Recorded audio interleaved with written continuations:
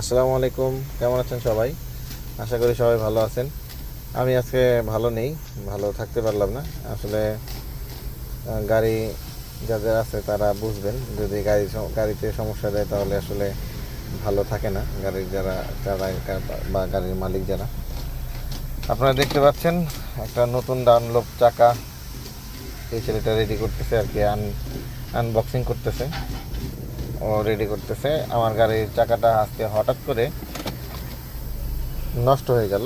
এটা লিক হয় নাই, তারপরে ফাটে নাই, কিছুই হয় নাই, হঠাৎ করে একটা অংশ ফুলে গেছে গাড়ির চাকাটার। পরে আমি ওইভাবে হাওয়াটা বেরিয়ে গেছে, তারপরে আমি আবার গাড়িতে জেল ঢুকেছিলাম, জেল ঢুকে ট্রাই করলাম, কিন্তু তাতেও আসলে হইল না। পরে আমি চাকার দোকানে এসে যখন ওদের দেখাইলাম, তখন ওরা বললো যে ভাই আপনার গাড়ির চাকার টেম্পার ছেড়ে দিয়েছে আর কি। তো টেম্পার ছেড়ে দিলে এটা যে কোনো সময় বাস্ট হইতে পারে, দুর্ঘটনা করতে পারে। আমি এটাই ভাবলাম।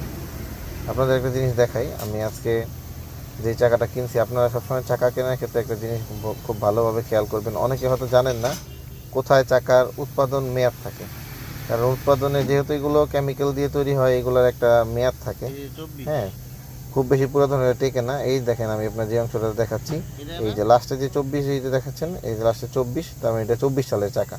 আপনারা খেয়াল করবেন, এখানে সব তৈরির সন, তারিখ, মাস সব কিছু দেওয়া থাকে। এটা অনেকে জানেন না। আপনারা আপনাদের চাকায় আসলে এটা দেখে নেবেন। আর আমি আপনাদের দেখাচ্ছি আমার যে চাকাটা ছিল, এই চাকাটা কত সালের। এই চাকাটা ছিল 2023-এর। আমি আপনাদের ভালো করে পরিষ্কার করে দেখেন, এই যে লাস্টে 23, 23-এর মডেলের চাকা, আজকে হচ্ছে 25 সাল। এর মধ্যে এই চাকাটা নষ্ট হয়ে গেল। দেখেন চাকাটা পুরো ভালো আছে, এখনও ওইভাবে ক্ষয় হয় নাই, কিছুই হয় নাই। জাস্ট চাকাটা কেন এইভাবে আসলে ফুলে গেল আমি আসলে বুঝতে পারলাম না। আমার ভাগ্যটা হয়তো খারাপ, এই জন্য এমন হলো, তা নাহলে এমন হওয়ার কথা না। দেখেন, যে কেউ বলবে এটা দেখলে যে চাকাটা নতুন চাকা, অথচ চাকাটা কি একটা দুর্ঘটনা ঘটলো আমার সাথে। তাই আপনাদের সবাইকে বলি, চাকা আসলে খুব বেশি হাওয়া দিবেন না, হাওয়া চাকা সীমিত দিবেন। চাকা সীমিত বলতে ধরেন যতটুকু দরকার হয়, 35 বা 40, অনেকে অনেক দেয়, যার যেরকম লাগে ততটুকু দিবেন। দেখেন নতুন চাকাটাও সেট করতেছে।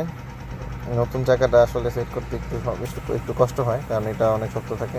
এটা রিংয়ের সাথে সেট করতে অনেক ধরনের আর কি কসরত করতে হয় ওদের। দেখেন এই এটা টানতেছে এটাকে, হাওয়াটা আসলে এটা সেট করার জন্য, কিন্তু তারপরেও হচ্ছে না, ওরা অনেক কষ্ট করতেছে। যে চাকা সেট করার পালা, ওইটা হাওয়া দিয়ে ওরা লাগাই দিল, কীভাবে লাগাচ্ছে। আপনারা সবাই আসলে, আমি আমার গাড়িতে ডানলপ চাকা ইউজ করি। ডানলপ চাকা বাংলাদেশের মধ্যে মোটামুটি ভালো, খারাপ না। কিন্তু তারপরে এমন কেন হইল আসলে বুঝতে পারলাম না। আপনাদের যদি কারো জানা থাকে যেটা কী কারণে এইভাবে টেম্পার ছেড়ে দেয় বা কেন এরকম হয়, আপনারা কমেন্টে জানাবেন, যাতে আমার সাথে সাথে যাদের গাড়ি আছে বা যারা গাড়ির সাথে সম্পৃক্ত, যারা সবাই যেন জিনিসগুলো জানতে পারে, বুঝতে পারে। সবাইকে ভিডিওটা কষ্ট করে দেখার জন্য অসংখ্য ধন্যবাদ জানাচ্ছি। সবাই ভালো থাকবেন, আমার চ্যানেলের ভিডিওগুলো দেখবেন। আল্লাহ হাফেজ।